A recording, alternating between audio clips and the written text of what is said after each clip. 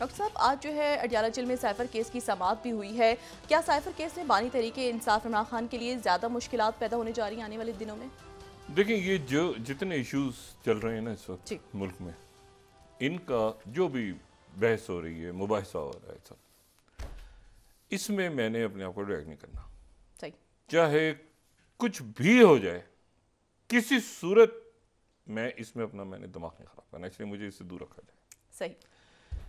पाकिस्तान के जो मसाइल हैं वो हैं सिर्फ तीन। एक है मईशत, एक है सिक्योरिटी और एक है स्टेबिलिटी। इसके अलावा बाकी सारी बकवासियात हैं। अगर किसी ने अपना दिमाग ख़राब करना है तो इन बातों पे वो करता रहे, मैं उनमें कम से कम अपना दिमाग नहीं ख़राब करना चाहता। सही। और मुझे इस बात में कतन कोई इंटरेस्ट नहीं है कि किधर का लोटा किधर से जीत के किधर से किस पार्टी में जाके कहाँ से नारे लगा के क्या करेगा और कितनी उसको तरक्याती बजट मिलेगा और फिर उस पर करप्शन केस बनेंगे और फिर माफ़ हो जाएंगे और फिर वो कमीशन देगा, फिर उधर से उधर चला जाएगा, उधर टैक्स। इसमें ये मुल्क जो है यहाँ 75 सालों में यहाँ तक पहुँचा है। किसी को सपोर्ट कर रही है, किसी को अदालतें सपोर्ट कर रही हैं, किसी को ये सपोर्ट, ये सारे ड्रामेबाजियाँ अब मेरा ख्याल है कि अब हम मुतामिल नहीं हो सकते। अगर हो सकते हैं तो देख लेंगे अगले चंद महीनों में कि ये क्या मुतामिल हो सकते हैं। बिल्कुल। और जब मैं सिक्योरिटी की बात करता हूँ ना, तो फिर साथ उसके ये सिक्योरिटी या मैशत में रिफॉर्म्स की बात करता हूँ कि इस मुल्क में अदालती रिफॉर्म्स होने चाहिए, ब्यूरोक्रेसी को ठीक होना चाहिए, पुलिस को ठीक होना चाहिए। ये चाहे मैं अपनी ज़िंदगी में देख पाऊँ या ना देख पाऊँ, लेकिन ये मुल्क इसी तरह ठीक होगा और इसके पास कोई रास्ता नहीं है। और जब मैं दहशतगर्दी की बात करता हूँ तो मैं उसमें हार्डकोर टेररिज्म के साथ मैं माशी दहशतगर्दों को डालता हूँ कि उनको भी पकड़ के उनके साथ भी वही किया जाए जो दहशतगर्दों के साथ किया जाता है कि दहशतगर्द एक दफ़ा बम धमाका करके खुद भी मरता है और साथ उसके आसपास जो लोग होते हैं उनको भी मार देता है, लेकिन जो माशी दहशतगर्द हैं वो पूरी नस्लों को तबाह कर देते हैं। इस मुल्क की कर्जा लिया है ना हमने, इतना कर्जा, इतने अरब इतने अरब इतने अरब इतने, वो कहाँ गया है? मुझे कोई बता दे कि वो पैसे कहाँ गए हैं। हर महीने हर 6 महीने बाद हम कर्जा लेते हैं, कहीं लगते होंगे ना, कहीं लगते होंगे, कोई बिल्डिंग्स, कोई मॉल्स, कोई पुल, कोई ब्रिजेस, कोई यूनिवर्सिटीज, इतने सबको कोई कहीं वो हमें नजर आ रहा है कि इतना हमने इतने अरब डॉलर्स का कर्जा लिया है और उसका हम सूद उतारने के लिए मजीद कर्जा लेते हैं। ये कहीं पर इस मुल्क में इतने, ये जितना हमने कर्जा लिया है ना, ये पाकिस्तान में मेरा होता है एक एक शहर सिंगापुर या दुबई होना चाहिए था। पैसा कहाँ गया है और हम और कर्जा लेंगे। तो जब तक ये शैतानी चक्कर खत्म नहीं होगा तो उस वक्त तक ये मुल्क ठीक नहीं होगा। बाकी ये है कि मैं भी लग जाऊं अभी बातें, ये यूं था तो यूं था तो यूं, फजूलियात हैं सारी। उसके साथ उतने लोटे उधर निकल गए, उधर शामिल हो गए, वो उससे गले मिल गया, वो उससे मिल लिए, वो उससे मिल लिए, और इनका सारा पैसा मुझसे बाहर है, अक्सरियत का। ठीक है, और ये ऐसे मिले हुए हैं आपस में चंद ग्रोह, बिजनेस ग्रुप, इंटरेस्ट ग्रुप्स।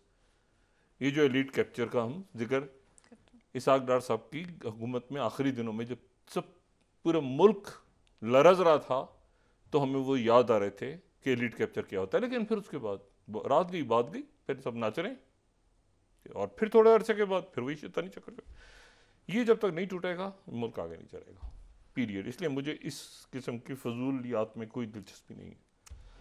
मुझे यह है कि स्टेबिलिटी कैसे आती है, मईशत कैसे ठीक होती है, एहतसाब कैसे होता है, और ये मुल्क जो है ये ठीक कैसे होता है। और मुल्क ठीक करने के इसके अलावा भी और भी बहुत सारे हैं तरीके। लेकिन यूथ बल जो आ रहा है आपके पास, जो नौजवान तबका है, उसका इससे कोई ताल्लुक नहीं है कि एक लोटा उधर से उधर चला गया, उसने उसको हार पहना दिया, फिर उसने उसको दुपट्टा पहना दिया, फिर उसके नारे लगा दिए। ठीक है, हम यूं करेंगे तो हम तू करेंगे, सबको सब जो है ना, सब पब्लिक को सब पता है। इस मुल्क के अवाम से ज़्यादा बाशऊर कोई नहीं है। अच्छा, बाकी इश्तिहार चला दें आप, ये तकरीरें चला दें, लाइव कट कर दें यूट्यूब पे, सब फजूल, नॉनसेंस, अटर नॉनसेंस। अच्छा, तो बात यह है कि मुल्क है, रियासत 3 4 5 संजीदा इश्यूज हैं। पॉपुलेशन, पानी कहाँ से आएगा आगे जाके, ये जो फॉग, स्मॉग, क्लाइमेट चेंजेस, मैंने कहा ना ये सारे आपस में इंटरलिंक्ड हैं। ये इश्यूज हैं मुल्क के। सिक्योरिटी, सिक्योरिटी से मुराद जो है वो ये नहीं है कि आपने कितने फौजी कहाँ सिक्योरिटी पुलिस वाले खड़े कर दिए सड़कों पे, आपने अपग्रेड कैसे करना है सिस्टम को।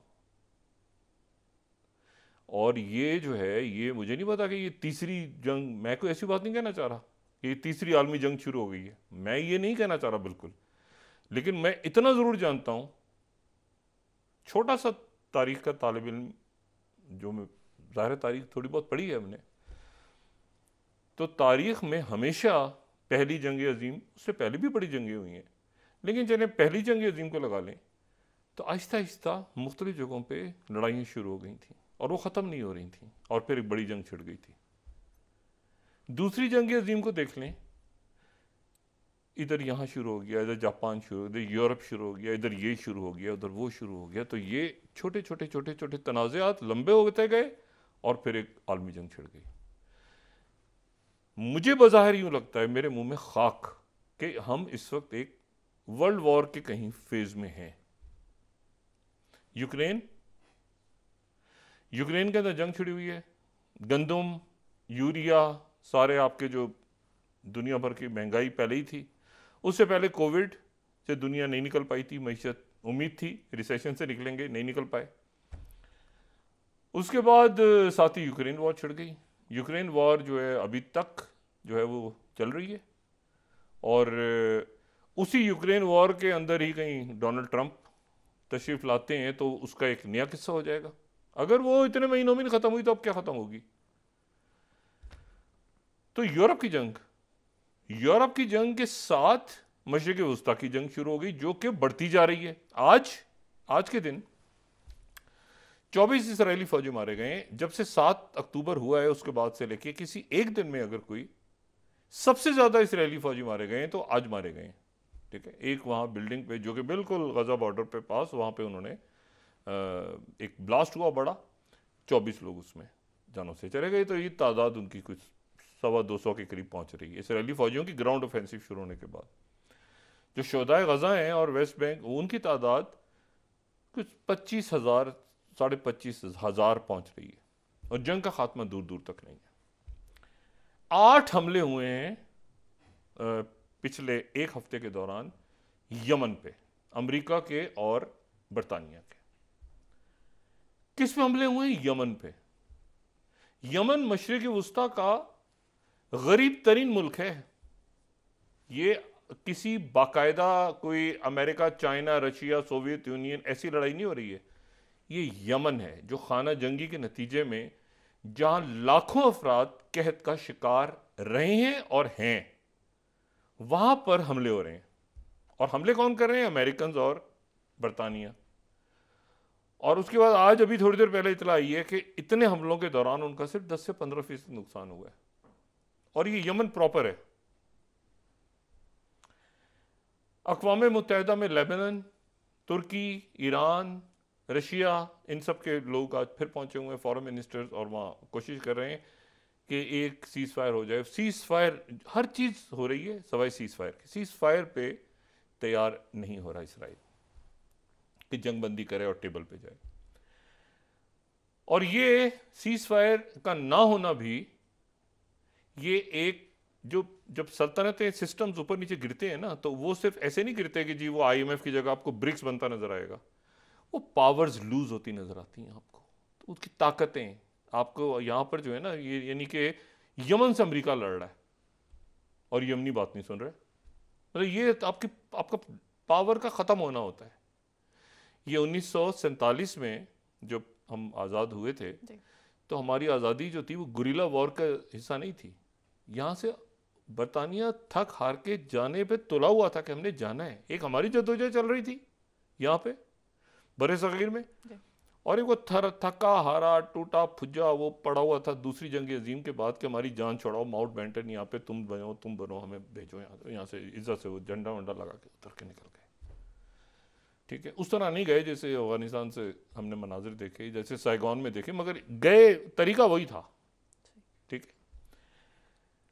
अब एक अफ्रीका में इस वक्त तमाम मुल्क, वो साहिल का इलाका जो है, साहिल उसको दरमियान में वो हम बात कर चुके हैं कि साहिल कोस्ट को कहते हैं अरबी में, तो साहिल वो पूरी साहिल की पट्टी में पे दर पे जनाब तख्ते उल्टे गए हैं हुकूमतों के। सूडान में लड़ाई हो रही है, सोमालीलैंड, सूडान, एरिटेरिया, ये सारे मसले, ये सारी लड़ाइयाँ हैं। वो वहाँ के अफ्रीका की लड़ाइयाँ बराह रास्त मशरिक़ वस्ता में, क्योंकि देखें फ्लिप फ्लॉप किया है ना अमेरिकन ने भाई।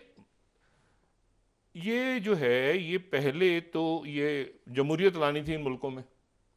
पहले तो 9/11 के बाद ये हुआ कि जमहूरियतें लाओ, इराक को बताओ कि जमहूरियत क्या होती है, ठीक है, उपग्राम बेस पे समझाओ कि ह्यूमन राइट्स क्या होते हैं। उसके बाद जो है वो ये हुआ कि वो अभी ख़त्म नहीं हुआ तो दूसरा प्रोजेक्ट शुरू हो गया कि ये अरब स्प्रिंग के पीछे अमेरिका था ना। ये अरब स्प्रिंग क्या थी? ये ट्यूनीजिया में इधर फलां डिमाकन आगे पीछे अरब स्प्रिंग शुरू हो गई और अमेरिकन थे। और अब स्प्रिंग का नतीजा ये निकला कि वो मुल्क डिस्टेबलाइज हो गए और वहां अफगान जीत गई। मिस्र में कहा ये तो उल्टा हो गया मामला, फिर अरब स्प्रिंग को, लेकिन उस चक्कर में ये सीरिया का बेड़ा गर्क हुआ, यहाँ पे और मुल्क तबाह हुए और इनको एहसास हुआ कि ये तो हमारे इत्तेहादी, उससे पहले ये था कि जमहूरियतें हो ना हो, जैसे भी हो, आमरीतें हो, खिलाफतें हो, ये वो सब हमारे साथी हैं। लेकिन वो कहते ना कीड़ा जमहूरियत का, इन्होंने कहा नहीं जमहूरियतें लाएंगे, बर्बाद कर दिया। फिर उसके बाद उधर से उधर छलांग मारी कि अच्छा ऐसा है कि हम आपके साथ ही हैं, या अरब स्प्रिंग को हम खत्म करते हैं, मारते हैं, क्योंकि दाइश वाइश निकला ही ना यहाँ से अजीबोगरीब तमाशा हो गया। ओके, छलांग मार के ये फिर उधर से दाइश के खिलाफ बमबारियां शुरू कर दी, ये यमन में खाना जंगी शुरू हो गई। उसके बाद जो है वो इनको फिर दोबारा इन्होंने कहा 1 मिनट ठहर जाओ, हम ऐसा करते हैं कि ईरान के साथ मामला तय करते हैं, एक मुआहदा करते हैं न्यूक्लियर। और ईरान में तो ये है ना कि रहबर है सबसे ऊपर रहबर है, उन्हीं से सदूर चेंज होते रहते हैं, कभी वो रिफॉर्मिस्ट आ जाते हैं, कभी वो जनाब एक सख्त सोच वाले आ जाते हैं, रहबर ऊपर एक ही रहते हैं। तो वो चूंकि मुआहदा करने का टाइम होता है तो रिफॉर्मिस्ट आ जाते हैं, तो मुआहदा हो गया ईरान के साथ। इधर अरब सोच रहे हैं कि ये क्या हो गया भाई हमारे साथ, हमें तो चूना लगा दिया, ये तो मुआहदा तो ईरान के साथ हो गया। ईरान के साथ खत्म कर दिया एब्रप्टली और वापस इधर आ गए। अब कोई ट्रस्ट करने को तैयारी नहीं है। अब सारे इकट्ठे हैं, सारे अरब, तुर्की, अरब खलीजी ममालिक, वो सारे इकट्ठे हैं, कोई ट्रस्ट करने में तैयार नहीं है कि आपको कुछ पता ही नहीं है आप कल को किधर जाएंगे। कभी आप अफगान को लेकर आ जाते हैं, कभी अरब स्प्रिंग चला देते हैं, कभी आपको जमहूरियतों को चस्का लग जाता है, आपने बर्बाद करके रख दिया, कभी ज़ेलेंस्की के पीछे लग जाते हैं, चढ़ जा सोली पे ज़ेलेंस्की घूम रहा है क्या बनेगा। और ट्रंप ने इंटरव्यू दिया, ट्रंप कहते हैं कि ये ताइवान तो हमारा दुश्मन मुल्क है, इसके ऊपर अगर चाइना ने हमला किया तो हमारी ये तो सेमीकंडक्टर्स और चिप्स के ऊपर हमारा बड़ा मसला खड़ा करता है, तो हम नहीं आएंगे मदद के लिए। ये ट्रंप साहब की आमद की तैयारी हो रही हो, डंके बज रहे हैं कि ट्रंप अभी आ जाएंगे चंद महीनों के बाद। देखो रौला रप्पा पड़ा हुआ है। मैं सिर्फ एक महाज इस वक्त, और वो भी समझने कि वो महाज बस अल्लाह से दुआ है कि ना खुले, और ये साउथ चाइना सी है। यहां पर अगर ताइवान का महाज खुल गया, बाकी पूरी दुनिया में आग लगी हुई है। पूरी दुनिया में इतनी जंगें हैं कि मुझे नहीं पता कि वर्ल्ड वॉर की क्या डेफिनेशन होती है। मतलब कई महाज हैं, कई जंगें हैं। आप सोचें यूक्रेन को निपटाऊं, या सूडान की खाना जंगी को निपटाऊं, या उधर से साहिल इराक के अंदर क्या मामला हो रहा है,